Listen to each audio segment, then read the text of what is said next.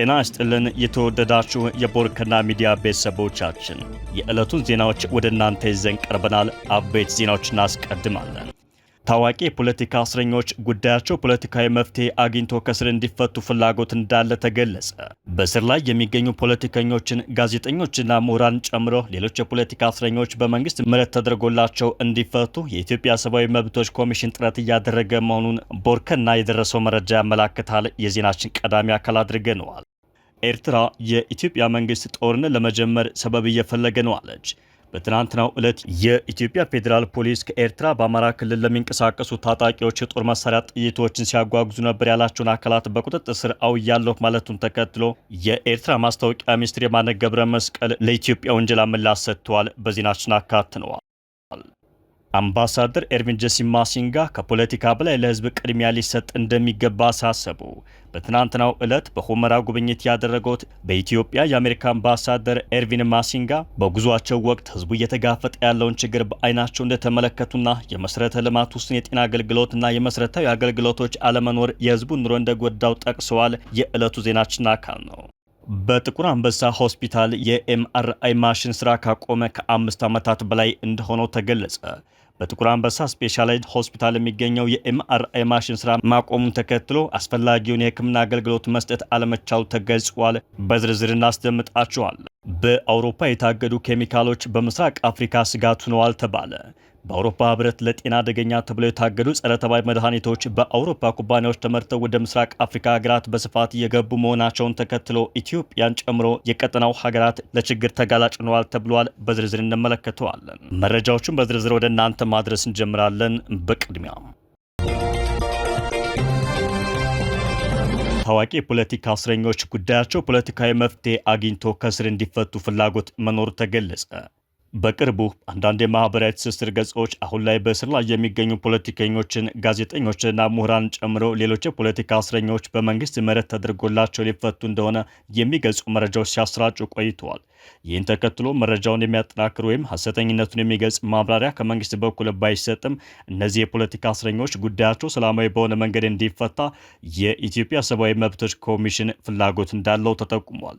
የኢትዮጵያ ሰብአዊ መብቶች ኮሚሽን ኮሚሽነር አቶ ብርሃኑ አዴሎ ታህሳስ 11 ቀን 2018 ዓ.ም በፌዴራል ማረሚያ ቤት ኮሚሽን ቂሊንጦ የጊዜ ቀጠሮ ማረፊያ ማዕከል ተገኝተው ጉብኝት ባደረጉበት ወቅት አቶ ዮሐንስ ቦያለውን፣ አቶ ክርስቲያን ታደለና ዶክተር ወንዶሰን አሰፋን እንዲሁም ዶክተር ጫኔ ከበደን፣ ዶክተር ካሳ ተሻገርን፣ ዶክተር ሲሳይ አውግቸውና ጋዜጠኛ ጎበዜ ሲሳይን አስጠርተው ማነጋገራቸው ታውቋል።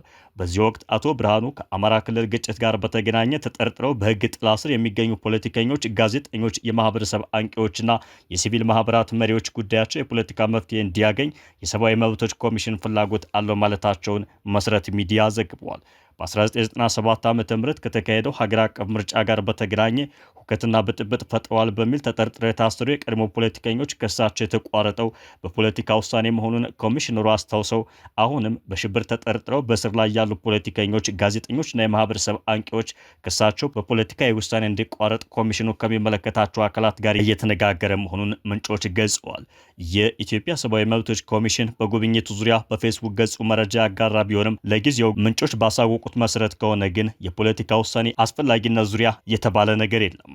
በማዕከሉ የተጠርጣሪዎች የሰብአዊ መብቶች አያያዝን አስመልክቶ በታዩ መልካም ለውጦችና ትኩረት በሚሹ ጉዳዮች ላይ ከተጠርጣሪዎች ተወካዮች ጋር ከማዕከሉና ከፌዴራል ማረሚያ ቤት ኮሚሽን የስራ ኃላፊዎች ጋር ውይይት ተደርጓል ያለው ኮሚሽኑ ተጠርጣሪዎች በማዕከሉ ስለሚኖራቸው ቆይታና ስለሚያገኟቸው አገልግሎቶች በቂ ማብራሪያ የሚሰጣቸው መሆኑ አንዱ አበረታች ጉዳይ መሆኑን ማንሳቱን ቦርከና በወቅቱ መዘገቡ አይዘነጋም። ይሁን እንጂ ማዕከሉ መያዝ ከሚችለው ተጠርጣሪዎች ቁጥር በላይ የያዘ በመሆኑ ከፍተኛ መጨናነቅ መፈጠሩ፣ ለአካለ መጠን ያልደረሱ ተጠርጣሪዎች ከሌሎች ተለይተው አለመያዛቸው፣ መዝጊያ የሌላቸው መጸዳጃና መታጠቢያ ቤቶችን ጨምሮ የተወሰኑ የውሃ ቧንቧዎች አገልግሎት ያቆሙ መሆናቸው መሻሻል የሚገባቸው ጉዳይ መሆናቸው በጉብኝቱ ወቅት ተነስቷል ተብሏል። የፖለቲካ እስረኞችን ለመፍታት በመንግስት በኩል ፍላጎት እንዳለ ለማወቅ ጉዳዩ መለከታቸዋል ለተባሉት ለፍትህ ሚኒስትር ዴኤታ አቶ በላይሁን ይርጋ ተደጋጋሚ ጥያቄ አቅርቦ ሚኒስትር ዴኤታው ምላሽ ከመስጠት መቆጠባቸውን ዘገባው አመላክቷል።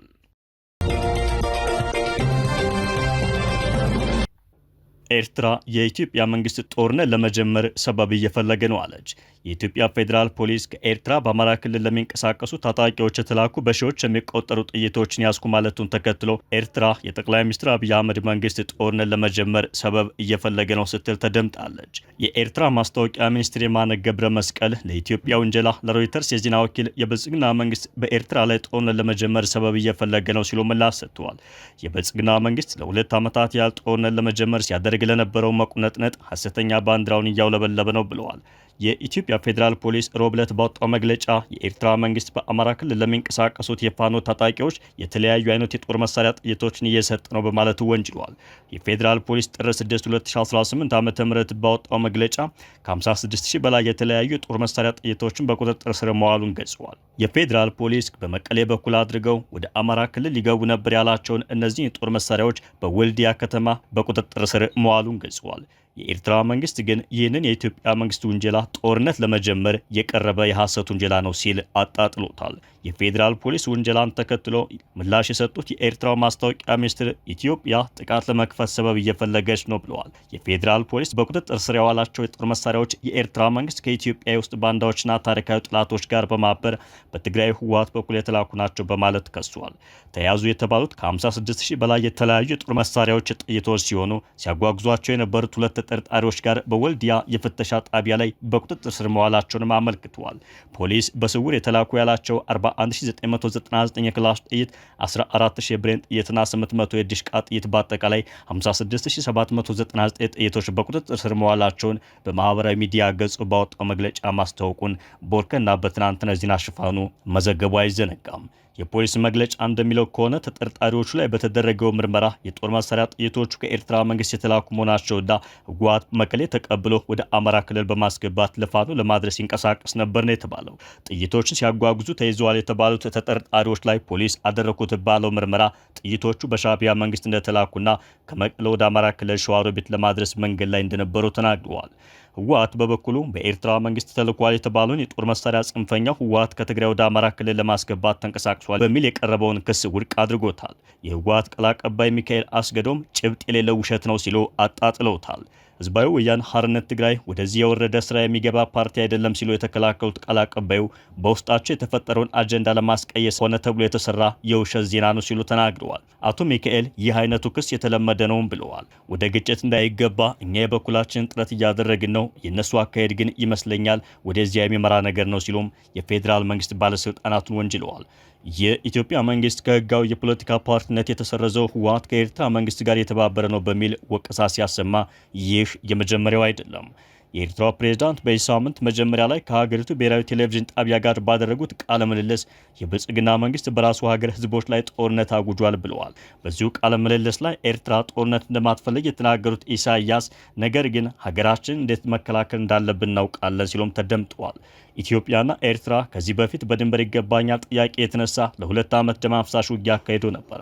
ጠቅላይ ሚኒስትር አብይ ወደ ስልጣን መምጣታቸውን ተከትሎ በሁለቱ ሀገራት መካከል ሰላም በመውረዱ ጠቅላይ ሚኒስትሩ የሰላም ኖቤል ሽልማት አሸናፊ መሆን ችለዋል። በሰሜን ኢትዮጵያ የፌዴራል መንግስቱ ከህወሓት ጋር የገባውን ጦርነት ተከትሎ በጋራ የዘመቱት ኢትዮጵያና ኤርትራ ከፕሪቶሪያው ስምምነት በኋላ ደግሞ በመካከላቸው ልዩነት ተፈጥሯል። ጠቅላይ ሚኒስትር አብይ የባህር በር ማግኘት የህልውና ጉዳይ ነው ማለታቸውን ተከትሎም የሀገራቱ ግንኙነት ይበልጥ የተካረረ መጥቷል። ኤርትራ በአውሮፓውያኑ 1991 ነጻነቷን ማግኘቷን ተከትሎ ኢትዮጵያ ባህር በር አልባ ሀገር ሆና ቆይታለች። የኤርትራው ፕሬዝዳንት ኢሳያስ አፈወርቂ ባለፈው ሰኞ ከሀገራቸው ብሔራዊ ቴሌቪዥን ጣቢያ ኤርትራ ቲቪ ጋር ባደረጉት ቆይታ የብልጽግና ፓርቲ የቀይ ባህር ፍላጎት በኢትዮጵያ ህዝብ ላይ የታወጀ ጦርነት ነው ማለታቸው ይታወሳል። ኢሳያስ ለጦርነት ዝግጅት ወደ ኢትዮጵያ ሰው አልባ አውሮፕላን ወይም ድሮንና ሌሎች የጦር መሳሪያዎች እየገቡ እንደሆነም ጠቅሰዋል። የፌዴራል ፖሊስ እንደሚለው ከሆነ ግን የኤርትራ መንግስት የፋኖ ታጣቂዎችን ለማስታጠቅ የሞከረው ኢትዮጵያ ውስጥ አለመረጋጋትን ለመፍጠር ነው። ከፖለቲካ በላይ ለህዝብ ቅድሚያ እንዲሰጥ የአሜሪካው አምባሳደር ኤርቪን ማሲንጋ ጠየቁ። በኢትዮጵያ የአሜሪካ አምባሳደር ኤርቪን ማሲንጋ በትናንትናው ዕለት ሁመራ መግባታቸውን ቦርከና መዘገቡ ይታወሳል። አምባሳደር ማሲንጋ በጉዟቸው ህዝቡ እየተጋፈጠ ያለውን ችግር በአይናቸው እንደተመለከቱና የመሰረተ ልማት ውስን የጤና አገልግሎትና መሰረታዊ አገልግሎቶች አለመኖር የህዝቡን ኑሮ እንደጎዳው ጠቅሰዋል። በግጭት የተፈናቀሉ ሰዎች ለዓመታት በዓለም አቀፍ ድጋፍ ላይ ጥገኛ ሆኖ መቆየታቸውን ያነሱት አምባሳደሩ ምንም እንኳን ሰብአዊ እርዳታ ወሳኝ ቢሆንም ዘላቂ መፍትሄ አይደለም ብለዋል። አምባሳደሩ ሁሉም ወገኖች ከፖለቲካ በላይ ለህዝብ ቅድሚያ ይስጡ ሲሉ ጥሪ አቅርበዋል። ከምንም ነገር በላይ ህዝቡን በማስቀደም መጻኢ ፖለቲካዊ እድላቸውን በተገቢው ጊዜ እንዲወስኑ እድል ሊሰጣቸው ይገባል ብለዋል ማሲንጋ። ሁሉም ሰው ደህንነቱና ክብሩ በተጠበቀ ሁኔታ ቀጣይ ህይወቱን የት መገንባት እንዳለበት እንዲወስን በኢትዮጵያ የሚመራና በተባበሩት መንግስታት ድርጅት የሚታገዝን ሂደት አሜሪካ ትደግፋለች ብለዋል። ለዚህም ሁሉም ወገኖች ከፖለቲካ በላይ ህዝብን በማስቀደም የወደፊት ፖለቲካዊ እጣ ፈንታቸውን በተገቢው ወቅት እንዲወስኑ እንዲያደርጉ ጥሪ እናቀርባለን ሲሉ ገልጸዋል። የወደፊቱ መንገድ ውስብስብ ነው ያሉት አምባሳደሩ ነገር ግን ቅድሚያ ሊሰጡ የሚገባው ጉዳይ ጉዳት ላጋጥማቸው ደህንነት ሽፋን መስጠት መሆን አለበት ብለዋል። አሜሪካ ኢትዮጵያውያን ለዘላቂ ሰላምና መረጋጋት በሚያደርጉት ጥረት ውስጥ ድጋፍ ለመስጠት ቁርጠኛ መሆኗን አመላክተዋል። ከጦርነቱ በፊት በትግራይ ክልል ጊዜያዊ አስተዳደር ስር የነበረው ሁመራና አካባቢው አሁን ላይ በአማራ ክልል ስር ወልቃይት ጠገዴና ሰቲት ሁመራ ዞን በሚል እየተዳደረ ይገኛል ብለዋል። የአሜሪካው አምባሳደር ኤርቪን ጄሲ ማሲንጋ በትናንትናው ዕለት የአሜሪካው አምባሳደር ወደ ስፍራው ባቀኑበት ወቅት ከዞኑ አስተዳዳሪና ሌሎች አካላት ጋርም መክረዋል። የዞኑ አስተዳዳሪ አቶ አሸተ ደምለው የወልቃይት ጠገዴ ህዝብ በገዛ ርስቱ ሲሳደድና ሲገፋ መቆየቱን የዓለም አቀፍ ማህበረሰብ ያውቀዋል። የበደሉ መቋጫ የሆነው የማይካድራው ጅምላ ጭፍጨፋ ነው ሲሉ ተናግረዋል።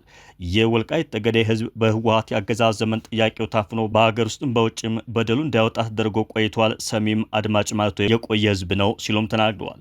ከለውጡ ማግስት መንግስት የህዝቡ ጥያቄ የእውነትና የፍትህ መሆኑን እውቅና የሰጠበትና የዓለም አቀፉ ማህበረሰብ በደሉን እንዲያይ የተደረገበት ማሳያ በኢትዮጵያ የአሜሪካ አምባሳደር ኤርቪን ማሲንጋ በዞናችን መጥተው ያደረጉት ውይይት አንዱ አካል ነው ሲሉ ገልጸዋል። የወልቃይት ጠገዴ ህዝብ አማራ ነኝ በማለቱ ብቻ ሲሳደድና ሲገፋ ቆይቷል ያሉት አሸተ ደምለው የወልቃይት ጠገዴ ህዝብ ሀገሩን የሚወድና በሰላም መኖር የሚፈልግ አማራዊ ማንነቱን የሚያስጠብቅ ባህሉን የሚያስከብር ኩሩ ህዝብ ነው ሲሉ አስረድተዋል። የወልቃይት ጠገዴ ህዝብ የጎንደር ቤጌምድር አማራ መሆኑ በርካታ ታሪካዊ ማስረጃዎች አሉን ያሉት አሸተ ህዝቡም አማራ ነኝ በማለት ሞትን ሳይፈራ ለበርካታ ዓመታት ታግሏል። በዚህም ጽኑ ትግል ነጻነቱን አውጇል ሲሉ ገልጸዋል። የወልቃይት ጠገዴ ህዝብ ጥያቄ ለመፍታት በሚደረገው መንገድ የአብሮነትና ዘላቂነት መንገድ መከተል አለብን ሲሉም ተናግረዋል። በጥቁር አንበሳ ሆስፒታል የኤምአርአይ ማሽን ስራ ካቆመ ከ5 ዓመት በላይ እንደሆነው ተገለጸ። በጥቁር አንበሳ ስፔሻላይዝድ ሆስፒታል የሚገኘው የኤምአርአይ ማሽን ስራ ካቆመ ከ5 ዓመት በላይ መቆጠሩን የአዲስ አበባ ዩኒቨርሲቲ ጤና ሳይንስ ኮሌጅ አስታውቋል። የኮሌጁ ዋና ዳይሬክተር ዶክተር አብድረዛቅ አህመድ ማሽኑ አገልግሎት ማቆሙ የመጨረሻውን የሕክምና ደረጃ ፍለጋ ወደ ሆስፒታሉ በሚመጡ ታካሚዎች ላይ ከፍተኛ ጫና ፈጥሯል ሲሉ ተናግረዋል። ዶክተር አብድረዛቅ ሆስፒታሉ ማሽኑን በራሱ አቅም ለማሟላት ውድ በመሆኑ ተግዳሮት ቢሆንበትም የግልና የመንግስት አጋርነትን በመጠቀም ችግሩን ለመፍታት ጥረት እየተደረገ መሆኑን ተናግረዋል።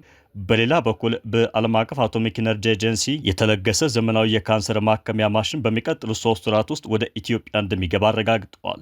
የአዲስ ማሽን አሁን ያለውን የህሙማን ወረፋ በግማሽ እንደሚቀንስና ከዚህ ቀደም ከነበረው በእጅጉ የላቀ ቴክኖሎጂ ያለው እንደሆነ ተገልጿል። ከ60 ዓመታት በፊት የተገነባው የጥቁር አንበሳ ሆስፒታል በአሁኑ ወቅት ከ130 ሚሊዮን በላይ ለሆነው የሀገሪቱ ህዝብ ዋነኛ የህክምና መዳረሻ በመሆኑ ከፍተኛ የሰውና የመሠረተ ልማት ጫና እያሳደረበት መሆኑን አመላክተዋል። በአውሮፓ የታገዱ ኬሚካሎች በምስራቅ አፍሪካ ስጋት ሆነዋል ተባለ። በአውሮፓ ህብረት ለጤና አደገኛ ተብለው የታገዱ ጸረ ተባይ መድኃኒቶች በአውሮፓ ኩባንያዎች ተመርተው ወደ ምስራቅ አፍሪካ ሀገራት በስፋት እየገቡ መሆኑን ዴይሊ ኔሽን ዘግበዋል። እንደ ኡጋንዳ ባሉ ሀገራት ከሚገቡ ጸረ ተባይ መድኃኒቶች ውስጥ 60 በመቶ የሚሆኑት በላኪ ሀገራቸው የታገዱ ሲሆኑ በታንዛኒያና በኬንያም በኩባንያዎች ግፊትና በድንበር ላይ በሚደረግ ህገወጥ ዝውውር ምክንያት ቁጥጥሩ ውጤታማ ሊሆን አልቻለም ነው የተባለው። እንደ ፓራኳት ያሉ እጅግ አደገኛ ኬሚካሎች በብሪታንያ ከ2007 ጀምሮ ጥቅም ላይ እንዳይውሉ ቢታገዱም አምራች ኩባንያዎቹ አሁንም ወደ አፍሪካ በመላክ ላይ ናቸው ተብሏል። በቅርቡ በኬንያ ሜሮ አካባቢ በተደረገ ጥናት በፈተናው ከተሳተፉ ገበሬዎች መካከል 100 በመቶ የሚሆኑት በደማቸው ውስጥ የዚህ አደገኛ ኬሚካል ቅሪት ተገኝቶባቸዋል ተብሏል። በኡጋንዳ በሀገሪቱ ከሚመዘገቡ ጸረ ተባይ መድኃኒቶች ውስጥ 60 በመቶ የሚሆኑት በላኪ ሀገራቸው ወይም አውሮፓ የታገዱ መሆናቸውን ዘገባው አመላክቷል። በሌሎችም ቀጠናው ሀገራት በድንበር አካባቢ በህገወጥ መልኩ በሚገቡ መድኃኒቶች ተፈትነዋል ነው ያለው። ዘገባው እንደሚያሳየው ከሆነ ገበሬዎቹ እነዚህ መርዛማ ኬሚካሎች ያለምንም መከላከያ ልብስና ጭንብል በእጃቸው ይበጠብጣሉ። ይህም ለከፋ የሳንባ ጉዳት፣ ለቆዳ በሽታና ለፓርኪንሰን ወይም የመንቀጥቀጥ በሽታ ተጋላጭ ያደርጋቸዋል ነው ያለው። በተጨማሪም አውሮፓ እነዚህ አደገኛ ኬሚካሎች ወደ አፍሪካ ብትልክም በእነዚሁ ኬሚካሎች የታከሙ የአፍሪካ ግብርና ምርቶች ግን ደረጃቸውን ያልጠበቁ ተብለው ወደ አውሮፓ ገበያ እንዳይገቡ ታግደዋል ሲል አመላክቷል። በኢትዮጵያም ፓራኳትና ኢንዶሰልፈን ያሉ በአውሮፓ የታገዱ ኬሚካሎች አሁንም ድረስ በኢትዮጵያ ጥቅም ላይ እንደሚውሉ መረጃዎች ያመላክታሉ። በተለይ አርሶ አደሮች ኬሚካሎቹን ያለመከላከያ ልብስ መርጨታቸውንና ባዶ የኬሚካል መያዣዎችን ውሃ ለመቅዳትና ለቤት ውስጥ አገልግሎት መጠቀማቸው ጉዳዩን አሳሳቢ ያደርገዋል ተብሏል። የተወደዳችሁ የቦርከና ሚዲያ ቤተሰቦቻችን የሰዓቱ ዜናችን በዚህ መልኩ ተጠናቋል። ስላደመጣችሁና አብራችሁን ስለነበራችሁ ከልብ እናመሰግናለን። ሌሎች ወቅታዊና አዳዲስ መረጃዎችን ለማግኘት ቻናላችንን ሰብስክራይብ፣ ላይክ እና ሼር በማድረግ ወዳጅነት አጋራችሁን እያልን የሰዓቱን ዜናዎች በዚህ መልኩ እናጠናቅቃለን። ጤና ይስጥልን።